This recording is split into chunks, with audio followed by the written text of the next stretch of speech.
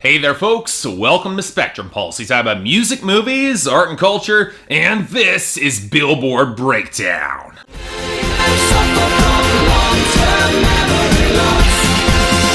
I don't remember. You know, I'm starting to think the whole summer lull thing is a complete load of shit. Because right after a fairly reasonable week last week, we had one of the craziest charts I've seen in a while. Major shifts up and down, a considerable chunk of new songs, and a new top 10 debut, and even a new number 1. And while some of it I could reasonably predict, the One Direction debut, no surprises there, I wasn't expecting the return of the Drake show or the arrival of a slew of Disney songs. I mean, seriously, what the hell happened here? How did we get this? Well, to start, let's handle our top 10. And the big news that was long in coming, Can't Feel My Face by The Weeknd going up to number 1. Frankly, I've been predicting this for weeks now, glad to see it happen. And yet it got there despite not topping streaming or sales, basically riding the top spot of airplay. And it was just enough to force back Cheerleader by Omen down to number 2, as airplay gains slowed and sales and streaming slipped just enough, even as YouTube did get a boost. But now we've got our big top 10 debut at number 3, Drag Me Down by One Direction. Called the inconsolable of their career, fans of the Backstreet Boys will get that, and I'll talk more about the song's actual quality a little bit later, but it's here thanks to a massive jump straight to the top of streaming and in sales. But without the significant airplay surge or significant YouTube, it's not taking a number 1 spot, and frankly, I don't expect it to stick around in the top 10 for much longer. What it did do was disrupt. Silento's Watch Me is forced back to number 4, even despite solid sales and strong YouTube, mostly thanks to wavering airplay and losses in streaming. Lean On by Major Lazer, DJ Snake, and Mio was actually fairly stable at number 5, picking up some major swell in airplay while holding a dominant spot on YouTube, only now being held back by a slight slip in streaming and some weaker sales. But beneath it, there was far from good news, with Bad Blood by Taylor Swift and Kendrick Lamar sliding to number 6 on serious airplay losses, weak sales, and even losses on YouTube. Rachel Platten's Flight song picked up to number 7 thanks to good sales and airplay, which might be good news for her, but not for me considering how bland that song is. See You Again by Charlie Puth and Wiz Khalifa continues its tumble, dropping down to number 8, and not only dropping faster because YouTube is still keeping it afloat at the very top of the YouTube charts. Trap Queen by Fetty Wap, similar case, but with streaming instead of YouTube. And even that is not lasting as it fades down to number 9. It's gonna be replaced by My Way by Fetty Wap featuring Monty at number 10, which is gaining airplay and sales, but streaming oddly seems to stall out, so I'm not quite sure how much bigger it's gonna get without a video to push it over the top. But even with all that activity, it looks quiet in comparison with our other chart changes, so let's start with our losers and dropouts. We got a big chunk of the ladder this week. Yoga by Janelle Monáe and Jidena eventually stalled out. Bright by Echo Smith and Love Me Like You Mean It by Kelsey Ballerini both drop out after a respectable chart run, and even Girl Crush by Little Big Town fell out thanks to the controversy finally fading. But the biggest dropouts belong to Elastic Heart by Sia, which lasted way longer than I expected, and Shake It Off by Taylor Swift, which lasted way longer than it really should have. But the losers list was even bigger, and really for a plethora of reasons. Some are fading naturally after longer than expected runs. Slow Motion by Trey Songz dropping into 49, and Wet Dreams by J. Cole falling to 82. Others are bowing out a little bit more gracefully at the end of their run, like Be Real by Kid Ink and DJ Low falling to 55. Love You Like That by Kanan Smith dropping to 84. Commas by Future hitting 86. Good. And The Matrimony by Wale and Usher falling to 98. And some are just cases of stalled momentum, like The Night Is Still Young by Nicki Minaj dropping to 73. Crushing It by Brad Paisley dipping to 97. And, thankfully, This Summer's Gonna Hurt Like a Motherfucker by Maroon 5 hitting 93, and thus likely missing my year-end list unless it gets a major revival. And finally, we've got the major losses of All Eyes on You by Meek Mill featuring Chris Brown and Nicki Minaj to 43, and Rico by Meek Mill and Drake dropping to 57. Now, those of you who've been following the rap beefs that have exploded over the past month can probably predict what this means. Trust me, all of you have wanted me to discuss this. We'll talk about this a bit later. Now, thankfully, our gains list was a little bit smaller, but still considerable and easy enough to explain. She's Kinda Hot by 5 Seconds of Summer and How Deep Is Your Love by Calvin Harris and Disciples recover off some of their losses last week to 34 and 69 respectively. In the former case because of the video's debut, in the latter case because, well, this sort of electronic music does well in the summer, which can also explain how John Beelian and Zed's collaboration Beautiful Now got a sudden boost to 74. Beyond that, Kenny Chesney's Save It for a Rainy Day rising up to 79, and I'm Coming Over by Chris Young going up to 81. They're just filling vacant spots on country radio. It makes sense. And finally, we've got 2 songs that I bet are just gonna be absolutely huge in a couple weeks. Locked Away by Rock City featuring Adam Levine in one of his best performances, rising up to 35, and Cheyenne by Jason Derulo going up to 80. No complaints from me on either of these though. They're both great pop songs, but it'll be interesting to see how high they end up getting considering how good they are. And now on to our new arrivals. No returning songs this week, just 11 new ones, starting with number 99, If Only by Dove Cameron.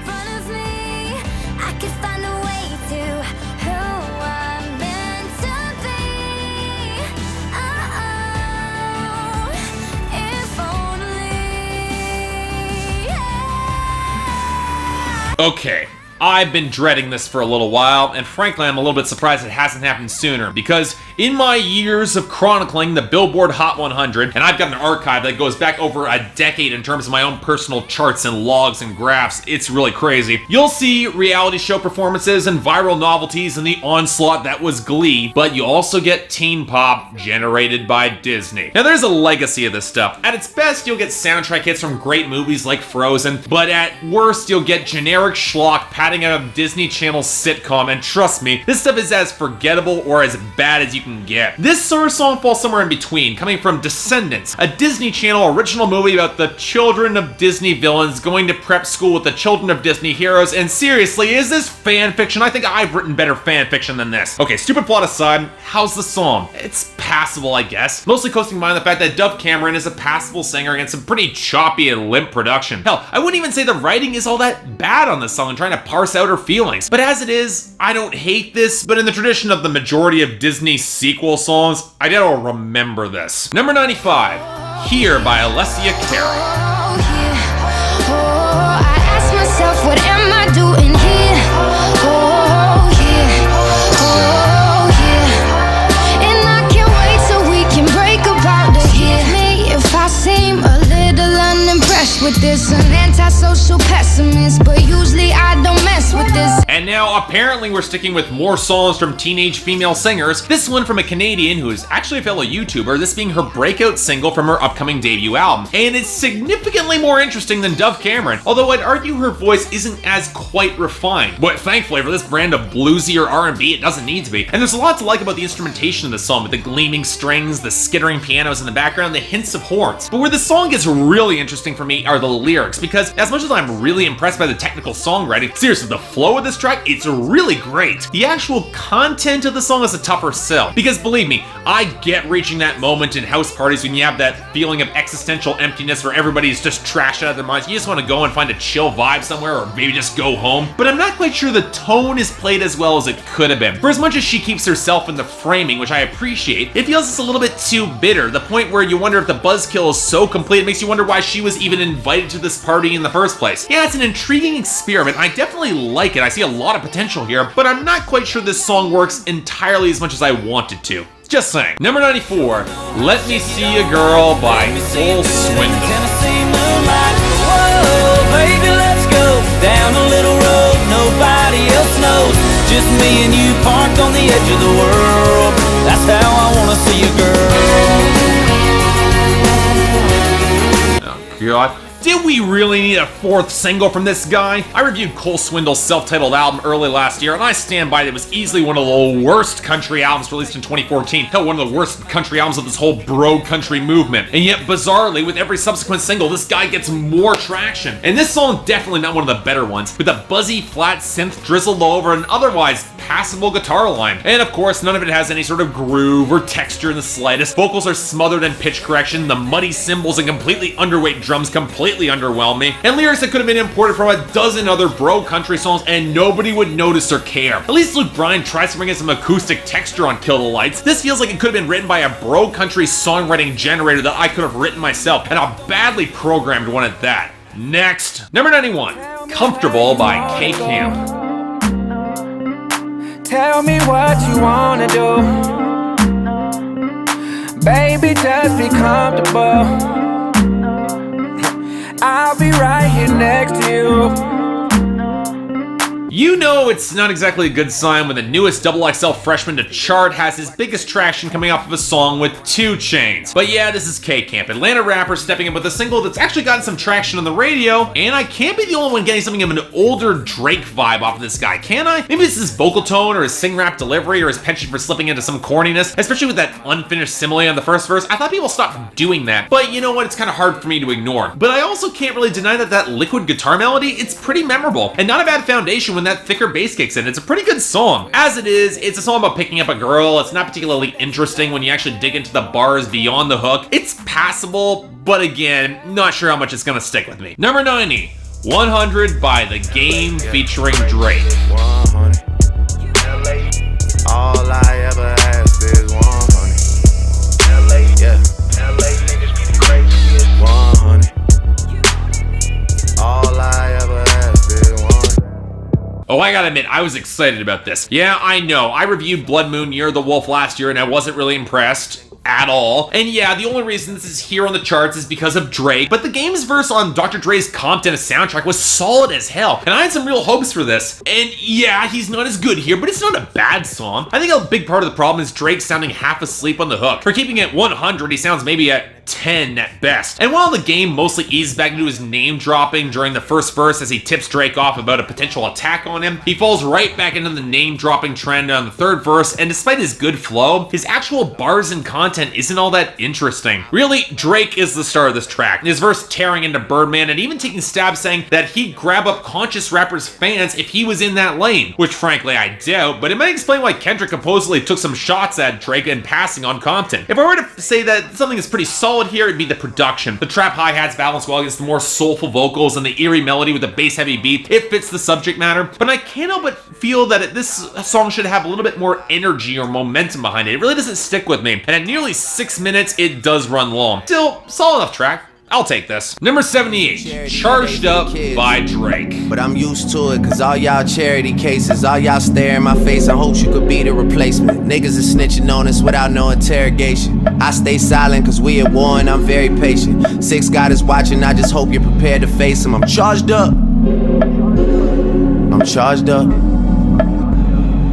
And now, we need to talk about the beef. A few weeks back, Meek Mill went on a tear across Twitter, ripping into Drake for not adequately promoting Meek Mill's album with their collaboration single Rico, including the allegation that Drake uses ghostwriters. Now, initially, I could not care less about any of this. I was much more interested in watching Ghostface Killah smack down Action Bronson for running his mouth, and that was legitimately awesome. But Drake was incensed by the accusation, and this is his first track released in response. And like nearly all of this beef, I was pretty underwhelmed. Plus, because the production was so washed out and cavernous and featured such a minimalist beat that Drake saying he was charged up felt like complete bullshit. But okay, it's a diss track. They tend to have pretty shoddy production given how quickly they're rushed out. But even with that, Drake didn't nearly go as hard or aggressive as I was expecting or hoping for. Plus, the song seems like he's taking grim satisfaction in dismissing Meek Mill's allegations, and he definitely lands the most blows targeting Meek Mill's relationship with Nicki Minaj. But on the opposite token, Drake's bars about cops killing innocents are completely out of place and at odds with how much he seems to relish his chance to lash out. So why say that he doesn't want to do it now because there's more important things? As a whole, if this had been the conclusion of the beef, I would have been disappointed. But that's not the last we've got from Drake this week, which takes us to number 66, Hotline Bling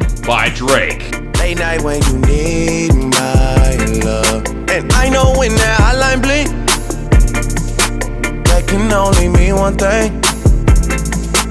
I know when that hotline blink, that can only mean one thing. Now, this song is not related to the Meek Mill beef, and yet I kind of wish it was, because this is the Drake I don't like. It basically falls into one of Drake's very much oversharing songs about women. This time about a girl who used to be a booty call and now running wild doing her own thing. And I hate to say it, Drake, but that's her business, not yours. Yes, even if she's being a bad girl and sleeping around and not being herself, as if you know better than she does who she is. What I like about this song is entirely confined to the production, which takes a pretty sticky melody and marries it against trap hi-hats and a heavy enough beat that does kind of match Drake's melancholy tonally. Overall, the song just kind of leaves a sour taste in my mouth though, and frankly, Drake's done this sort of song better with Madonna or Hold On We're Going Home, so yeah, I don't have a lot of use for this. Number 64, Omen by Disclosure featuring Sam Smith.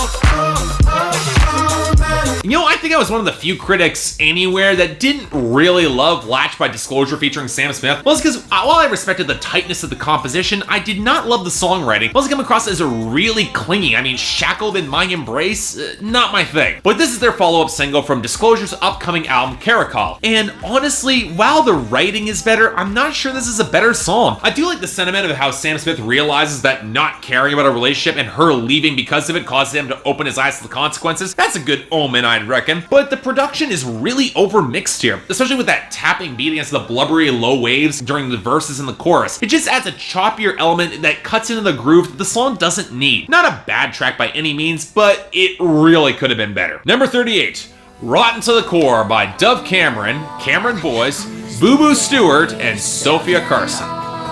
Well,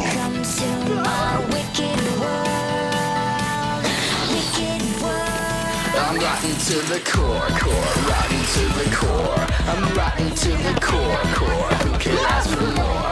I'm nothing like the kid. One of the things I imagine that every Disney fan loves is the villain song, when your bad guys get to flip the script and go for glorious evil. And one of the reasons that I like them is where they get to be a little bit experimental when they come to their sound and instrumentation, and they can be not this. And look, I get that I'm effectively critiquing musical fan fiction at this point, but this is painfully unconvincing as a villain song. Well, it's because it's just not that dark, even by Disney standards. The biggest problem is in the instrumentation. A clattering drone that's way more concerned with getting our quartet of villains to fit some ideal of whatever's cool these days. Well, I'll give them some points for trying to vamp it up a little. They're not that great. The tone is way too polished and lacking in real menace to be believable. You could argue that is some of the point. These are teenagers who haven't embraced the vileness of their parents, haven't got quite a handle on all that darkness, but that's giving a lot of credit to the writing that it really does not deserve. Or to put it another way, you know you failed to make a good villain song when Drake can sound darker when trying to sound like he cares about a former booty call. And speaking of Drake, number 21, Back to Back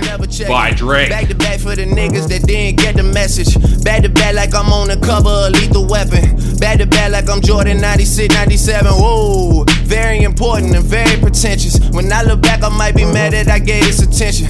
Yeah, but it's weighing heavy on my conscience. Yeah, and fuck you left the boy no options. Now, this was the diss track I actually liked, mostly because it showed Drake drawing a lot more blood over a better beat with the almost gothic progression with the skittering trap hi-hats and a smothering bass. And also helped that Drake sounded awake and had some harder bars, tearing into Meek Mill's relationship with Nicki Minaj, failing to expose more of himself in his rhymes, unable to match Drake on wax instead of getting on Twitter, and for as much as Drake gets thrashed for his singing, he's still kicking Meek Mill's ass on wax. And if you look at the aftermath of this beef on the charts, Drake just won here, with all Meek Mill's songs taking some serious losses this week, and the one diss track that Meek Mill did drop not even hitting the charts. Now, okay, was any of this as good as the great diss tracks? No, it's not. It's not an Ether or a Nail in the Coffin or a Hit 'Em Up, or even as good as Ghostface's last video. But it was fun while it lasted, and if Drake keeps taking pot shots at Kendrick, I'm looking forward to Kendrick Lamar just taking Drake apart. That'd be awesome. And finally, number 3, Drag Me Down by One Direction. These lights, they can't blind me.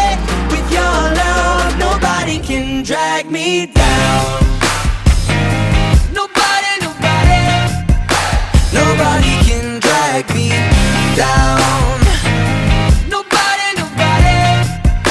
Nobody can drag me down. And now we come to the big one, our newest top 10 debut from One Direction minus Zayn. And look, as a guy who has said many times that I'm not a One Direction fan, it shouldn't be any surprise that I'm not exactly a fan of this. But it's not because of the lyrics for once, mostly because there isn't really much here lyrically beyond being in love with this girl whose affection is what keeps this guy going. But beyond a couple crescendos and Liam trying to fill out the low end of the mix now that Zayn is gone, the production is what really hurts this song. Besides being way too compressed, especially with that minimal guitar, the chorus is so choppy it completely kills any sense of groove. And when I made the Inconsolable comparison earlier, it applies here too. Too many minor keys and a surprisingly sour tone that just doesn't fit the group all that well. In other words, if this is how One Direction wants to re-establish themselves, they could be in a lot of trouble coming up for that next album. I think for as a group, they're pretty much done at this point. But beyond all that, wow, this week was long and not particularly good. For the best, okay, I'm giving it to Back by Drake because it actually stuck the landing. But Here by Alessia Cara snags the honorable mention for at least having more ambition behind it, even if I don't quite think it succeeded. Worst? Ugh, you know, I would give this to Cole Swindell's Let Me See You Girl, but it's getting dishonorable mention, and the worst is going to Rotten to the Core from the Descendants soundtrack. If only because it doesn't remotely belong on the Hot 100, and it fails on every conceivable level as a Disney song, as a Disney movie song, and especially as a villain song. It's just pathetic. Let's pray it's gone next week. It probably will be. But until then, I'm Mark, you're watching Billboard Breakdown on Spectrum Pulse, and I'll see you next time.